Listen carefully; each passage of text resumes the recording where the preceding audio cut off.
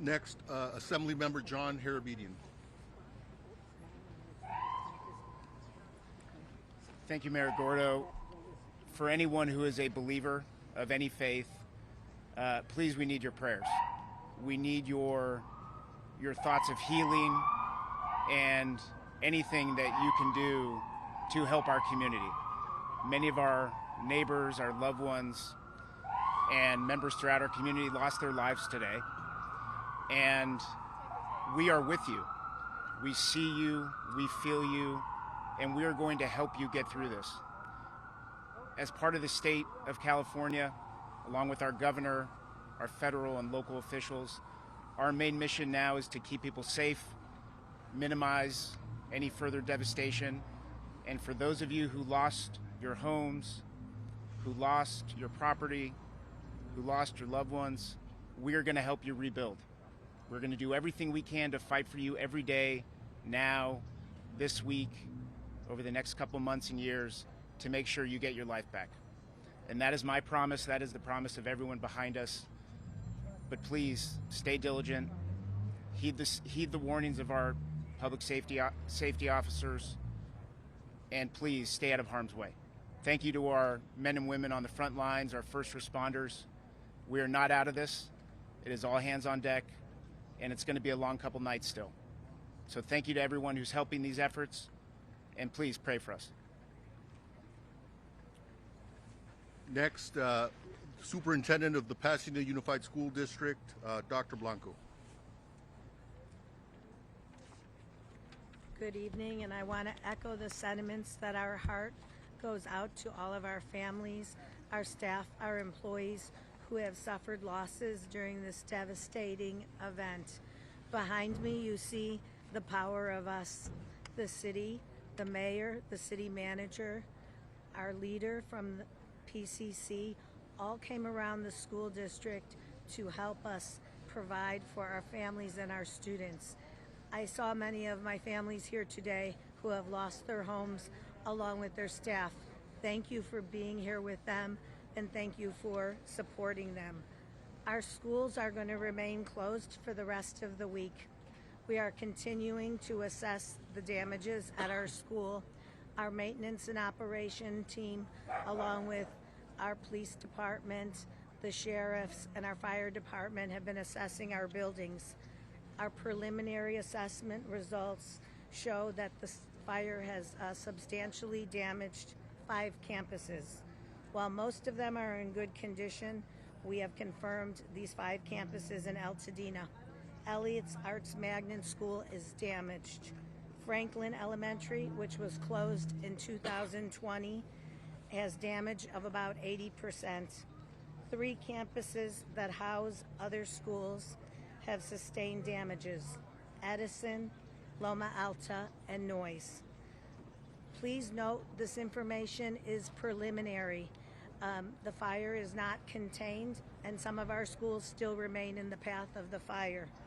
We're working together with our city partners to do everything we can to preserve our schools. Our next steps are recovery. We're planning for recovery as we respond to the emergency, as we know our families are dependent on us. Public education is the bedrock of democracy. We learned that in COVID, and we will be here to help our families and our staff get through what is happening in our city. Thank you. We're deeply grateful for everything that you all have done to help and support us. Next, President of Pasadena City College, Dr. Jose Gomez. Hi, I'm Jose A. Gomez, Jose A. Gomez, Gomez. Over the last 24 hours, our hearts have been broken by what has transpired. We have lost our peace. Although Pasadena City College has sustained minor damage, our hearts and our prayers and our thoughts are with our greater community. We are so grateful at Pasadena City College for the incredible leadership that the city of Pasadena and all of our legislators and all of our elected officials have provided not just to our college, but also to our community. The campus will be closed, and we will not be having classes until next Monday. We will resume regular schedule and classes on Monday, if possible. Of course, it's a very fluid situation. But more importantly than that, we have activated much of our campus community in support of our partners and our greater Pasadena San Gabriel Valley family. Our emergency management response team has been deployed here to the convention center to help the city. We have our nursing staff who will be arriving soon to help our City Department of Public Health, and in partnership with our superintendent of Pasadena Unified School District, Dr. Elizabeth Blanco, we are also serving meals to our PUSD families at Pasadena City College. We are here to help in any way possible, and we of course appreciate all of your support and all of your help. Pasadena and the San Gabriel Valley has been an amazing partner to PCC, and we are here to be an important and critical partner to the communities that we serve. Thank you. Next, from the Humane Society, Dia DeVernit. I'm Dia DeVernit, President and CEO of Pasadena Humane. We're a nonprofit animal welfare organization and shelter serving Pasadena and 10 surrounding areas, including Altadena, which has been very hard hit by this fire. And our hearts really go out to all the people who have lost their homes and their pets in this disaster. We recently just heard from one of our board members who lost her home with her 2 cats in it. I'm sure we're going to be hearing more stories like this in the coming hours and days, but our primary focus has been over the past 24 hours to assist people who have been safely evacuating with their pets and need a place for their pets to go. So we've taken in over 250 pets in the past 24 hours, and we have been working today to coordinate with shelters throughout the state to help take the animals that are already in our shelter to make room for more animals who are coming in. I want to really thank everyone who has offered assistance, including the shelters around the state and people who we see in our community who are rescuing neighbors' pets and bringing them to us. It really has been heartwarming to see even our staff members who have been evacuated and are losing their homes coming to the shelter to shelter with their pets and take care of other people's pets. It's going to take a real community effort to recover from this. We've had lots of inquiries from people wanting to help. We're taking names of those who would be interested in fostering animals as we get more animals in. Right now, our primary need is monetary donations so that we can provide emergency services to pets that have been impacted by the fires. We are also providing food and other pet supplies if anyone is in need. And we really encourage you, if you are evacuating, please make sure your pet has identification. Take pet supplies with you. And if possible, please try to stay with family or friends who can accommodate you and your pet, as the shelters are really becoming quite stressed in this situation. I want to give a few concrete resources because they have been rapidly evolving. For those in the foothill areas who have horses in need of shelter, right now the Fairplex in Pomona is taking them, the Industry Hills Equestrian Center, and soon LA County will be opening the Antelope Valley Fairgrounds. We've heard that the LA Equestrian Center, where horses have been kept, is currently being evacuated. We have recently started to see the first injured animals coming in. We've had a cat and some wildlife coming in If you do find injured wildlife, we'd like you to call our wildlife helpline at 626-344-1129. We're very thankful to our skilled veterinarians who are providing care to these animals, and we'll continue to provide care around the clock to animals in need in our community. Thank you.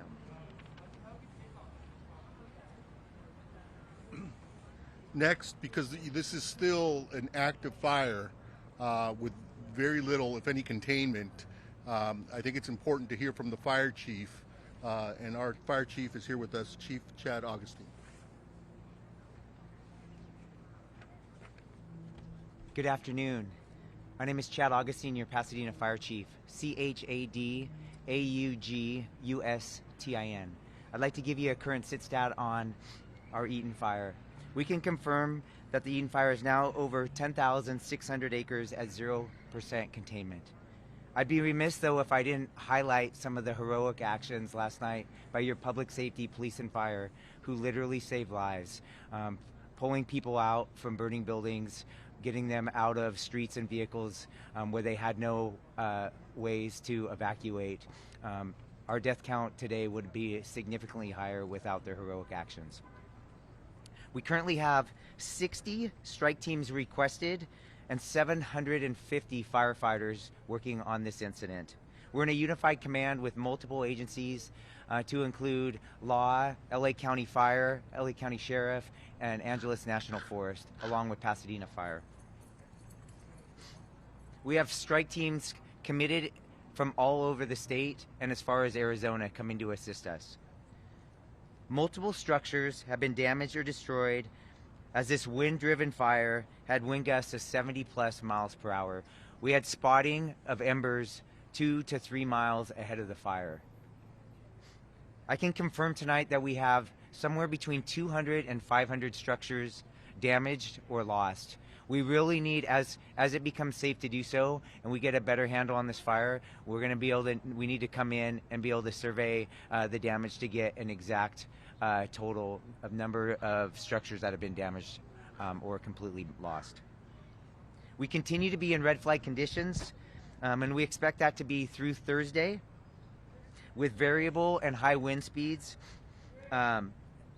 thankfully not as strong as what we saw last night. We are encouraging people to stay updated as the weather can continue to change very rapidly. Please, if we issue an evacuation order, heed our request. Be prepared, have your go bag, and immediately evacuate. Thankfully, the current forecasts allow us today to start getting aircraft in to fight this fire. Since around 10 a.m., we've had aircraft doing water drops. With the goal of limiting the fire spread, we will come behind those water drops with hand crews and fire engines to get a containment line around this fire. We expect, with favorable conditions over the next couple days, to start making good progress on this fire. And with that, I'll turn it over to the police chief. Chief, will you take a question on the statistics and the current situation with you have your firefighters? How are they holding up over the past 22 hours now? Yeah. They're exhausted. We need those reinforcements coming in, but they've done incredible work.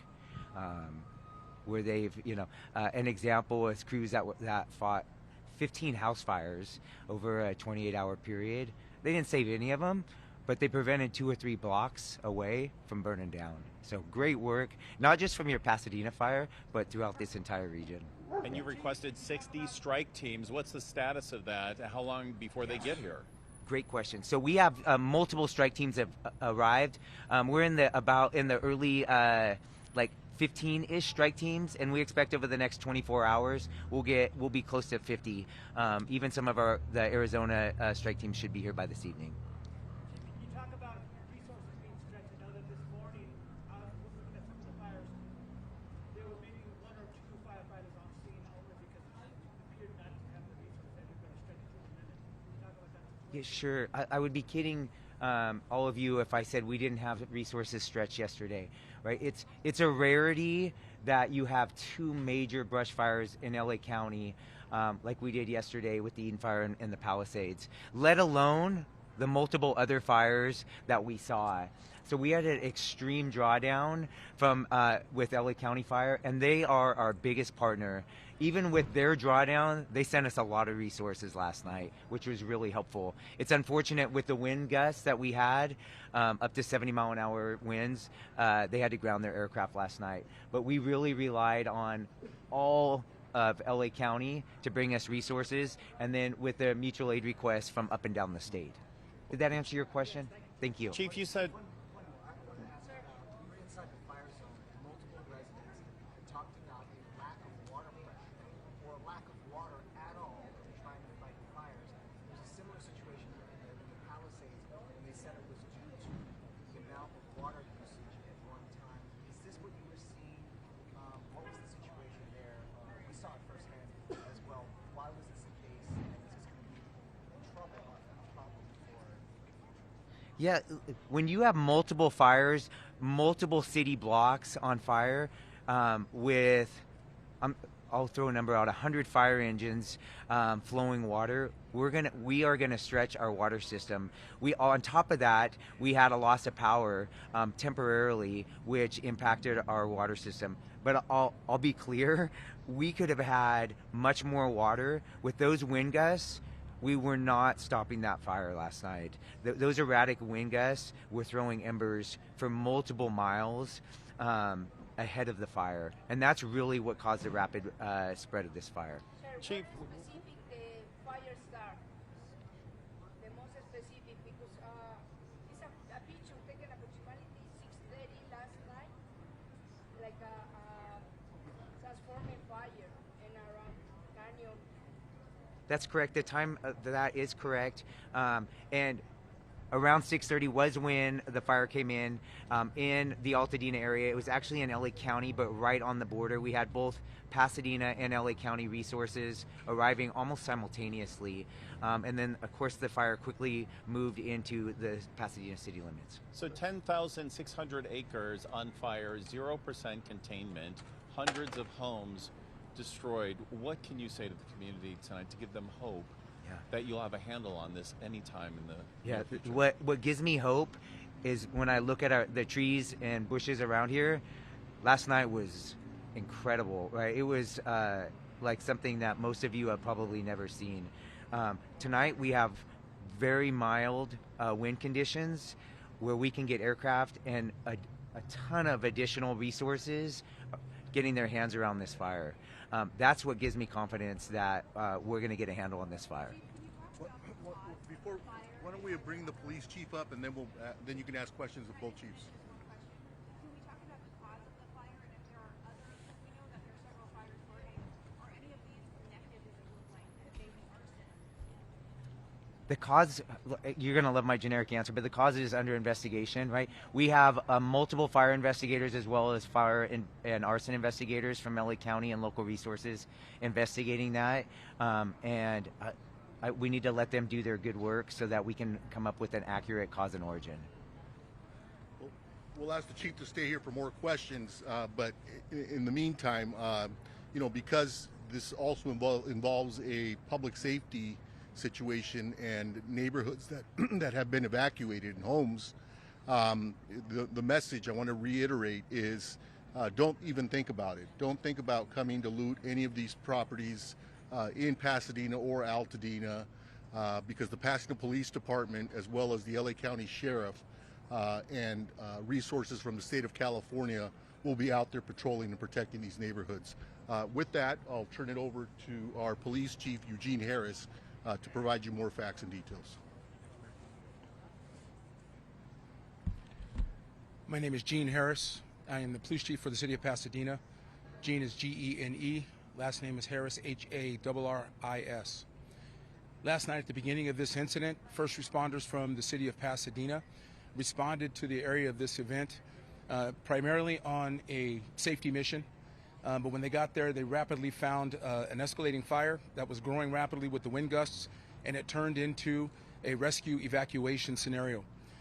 Those first responders acted heroically by going in and either evacuating or rescuing numerous folks that are now housed in this building behind me. It was nothing short of heroic, and as they got there, it rapidly turned into that type of mission.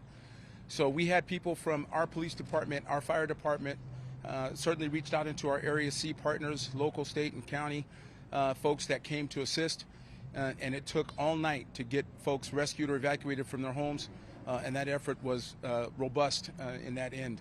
We also reached out beyond our county into other counties. We had some other agencies roll assets to us that could help us solve this problem, and they are still on scene at our command post as we speak.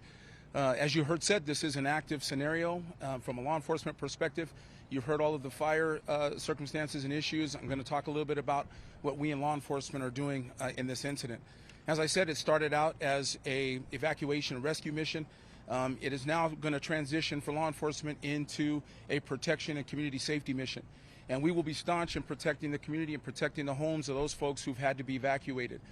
We will have numerous folks in and around the area, upwards of 150 officers at any one time in and around the city handling all of our regular patrol efforts, but certainly focusing on making sure that the homes and the property around the burn area is secure. We will be staunch in that effort. If you have, and this is a message to the community, if you have a righteous reason to be there, declare that reason to law enforcement personnel and we'll assist you. If you don't have a righteous or legal reason to be there, expect to be challenged and we will deal with you accordingly. The idea here is we want to make sure that we protect the people in this community, we protect the sanctity of these people's homes, and we will do that without fail. As you heard the mayor say, don't come here if that is the mission, if that's what you plan to do. You will run into somebody in one of these uniforms and we will take care of that situation. So ensure that we are going to be staunch and very stern about the way that we're conducting this protection mission. I want to end it by simply saying the first responders in this city are second to none. Those partners that responded to help us really stood up, and you've got some really good elements that came out here to support this community and make it safe. So we will have ongoing and sustained operations. There will not be any lessening of operational capability for emergency services. We might find that some of the regular services will be out. We've put some information out on that for social media and on the media to make sure that people understand that we may not have the counters open and some of those things for regular services. But all emergency services will be dealt with without any lessening of services or impact. So with that, I'll turn it back over to the mayor. Now we can open it up to questions from any of our speakers that you may have. I can do Spanish now, or we can do one-on-one. We asked the chief about the looting situation. Was instances of looting that happened here at the Canyon Fire? I mean, what was the situation here that makes you speak so forcefully about any activities that might happen? Well, the forceful nature of my delivery is really designed to impact what our caring is for this community. It's a community caring mission. We haven't had any incidents of looting, and we don't want any. And so the message is, don't come here if that's what you plan to do. You're going to run into one of us, and we're going to be staunch in that effort. So we haven't had anything yet, but we're trying to expect the unexpected and get in front of these types of things.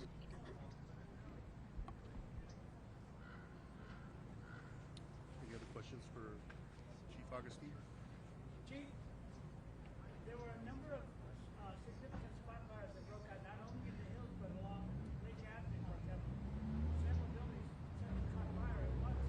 Do you anticipate any of that tomorrow? I do not. Right, we're still in a very active incident, right?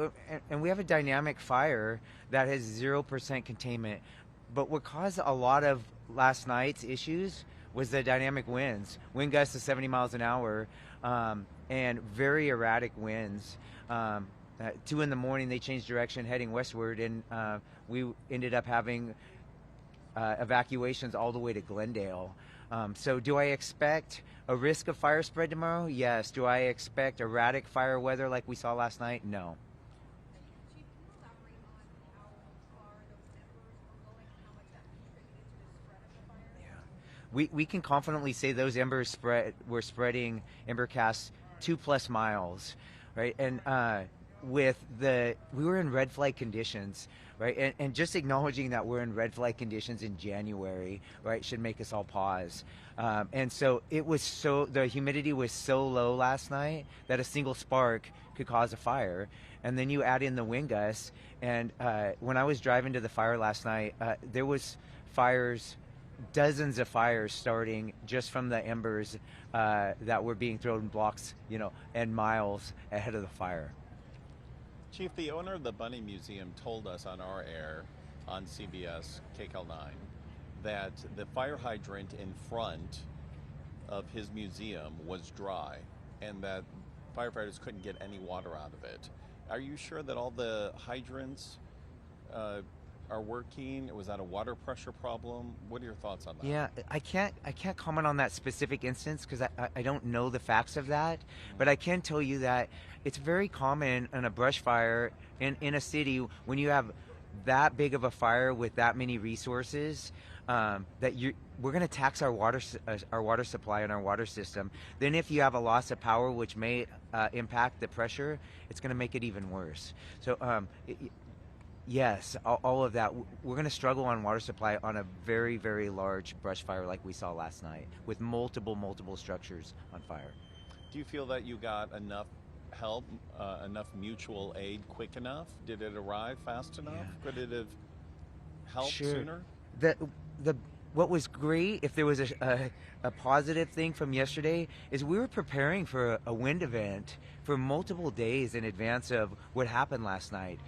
We were preparing for a wind event as well as possible brush fire, but you had augmented staffing all over the county, and which really benefited us because we were able to be nimble, send resources to Palisades fire early in the day, and they were sending us resources by the evening time.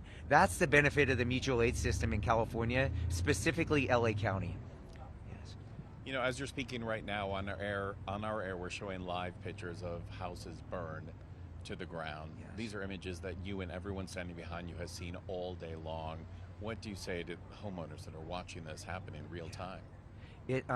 We grieve for them, right? We are incredibly sorry that they have a loss of, for many of them, everything they own, right? And it's tough as your fire chief. That's my responsibility. I also know that last night was unprecedented conditions where we did a lot of good work, but we were not able to save every residence or building that was out there. Mayor Gordo, on that same note, how surreal is it? Because you've been inside this convention center many times before for many different events, but to see it being utilized in this way, more than 1,000 people are now using this. And looking forward, what are some of the biggest needs that you think in the days to come that you will need here for the folks to evacuate? Well, first and foremost, it's very sad to see families dislodged, particularly families that have lost their home and, as the chief says, have lost everything.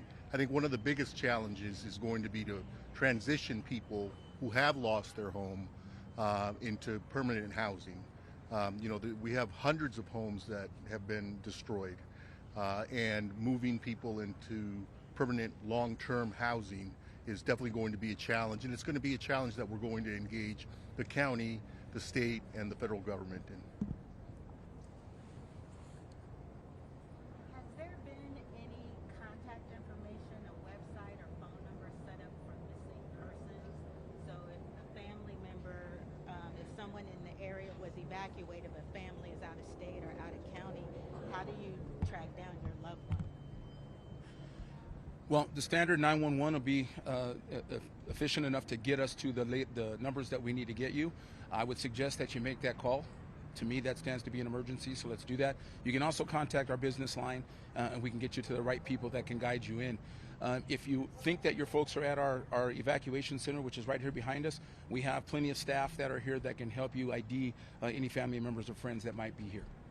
Okay, what's the business line? I don't know that off the top of my head, unfortunately, but we can get that on our website.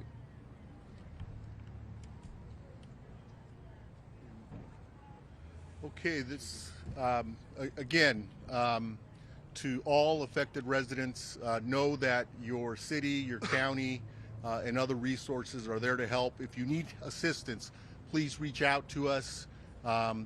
Pasadena and its residents and Altadena, it's a resilient community, and I'm sure that we'll bounce back. In the interim, this is an evolving situation, and so we're asking people to listen in carefully to what the police chief, the fire chief are saying. If you're asked to evacuate, evacuate. If you're thinking about coming to Pasadena or Altadena, for that matter, to cause problems, think twice, because the Pasadena Police Department and the LA County Sheriffs will be there to greet you, and you will be arrested if you're engaging in conduct that you should not be engaging in. With that, that will complete our, unless there are other questions. Thank you.